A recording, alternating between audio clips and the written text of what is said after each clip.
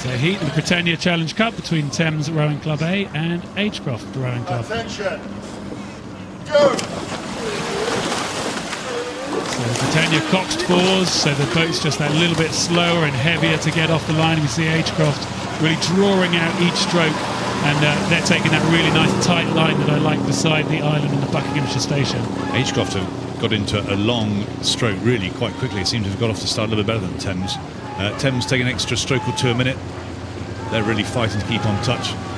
Should be an exciting race. Well, it will be a close race. The Agecroft crew, all five of them were semi-finalists in last year in the Thames Cup. The crew from Thames were winners of coxed fours on both days at Ghent and winners of championship coxed fours at the Met Regatta. So, as we're expecting off the start, pretty much stroke for stroke. If anything, Thames just trying to ease ahead, but there's nothing in it.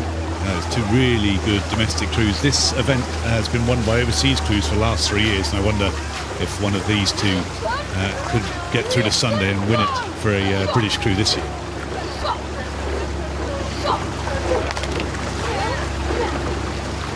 Well, there's still a long way to go. The winners will take on the crew from Copenhagen that we saw earlier on this morning, who looked very strong and commanding. Yeah. And it's the crew from Thames who look like they've got a small lead here as we take a look at this shot, looking back down the course.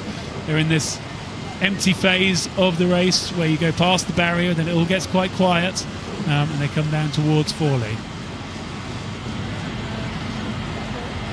Really strong, powerful stroke you see from the Thames crew on the right-hand side. It's starting to tell as they're drawing away. Thames Rowing Club, a very strong men's programme, particularly dominating the Thames Cup for the last few years, which is the club men's event, 8 event. And who can forget last year's Thames Cup final with Thames A against Thames B? Very good performance. Ben Lewis coaching there, set up a very strong programme, and they keep producing athletes like a production line. We see this coxed four. Still haven't got it completely under control, but they're coming down here. Agecroft still going along strongly as they can behind them. They're going through the 3/4 mile. This crew from Thames, they won the championship coxed fours at the Metropolitan Regatta. Perhaps a bit disappointed with finishing 4th in the same category at Marlow, and they want to keep moving on now at Henley. Hopefully those lessons will have been learned. Any mistakes they made now, they can put those aside and perform at their very best in this race, Henley Royal Regatta. I think we're looking at a very good Thames crew for later in the week. I mean, the Agecroft crew have done really well domestically, sort of at Marlow Regatta and the Met Regatta. It's just a difference. They're the same sort of weight too. It's just that Thames crew are moving that boat just a little bit more efficiently and have done all the way down the course. Well, we see the back of Henry Jones in the bow seat of the Thames Rowing Club crew. He won a bronze medal in the Junior 8 only last year at the World Championships in 2017. Now moving up to the senior level, sitting in the bow seat of this coxed four, moving very smoothly.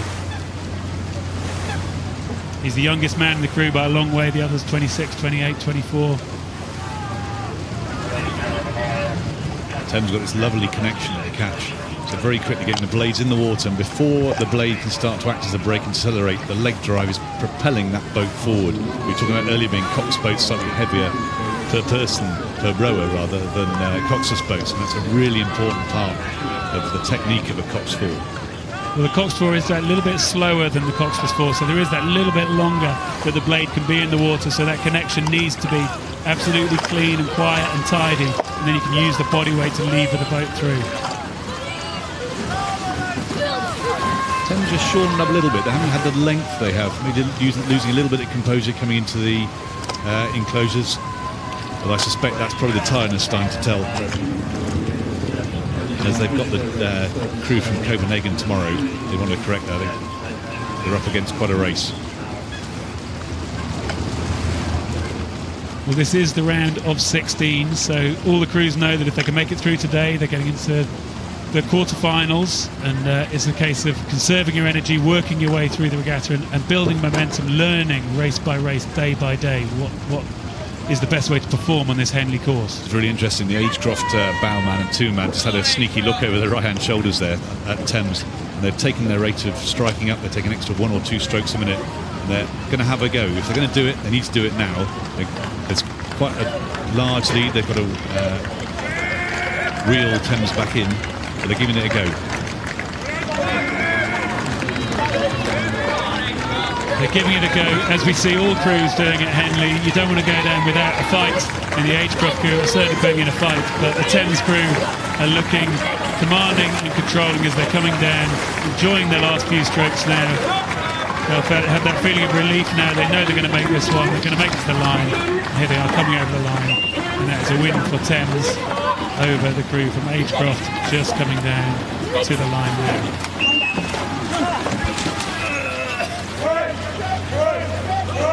So confirmation of that win, the Britannia Challenge Cup for Thames Rowing Club A over Agecroft.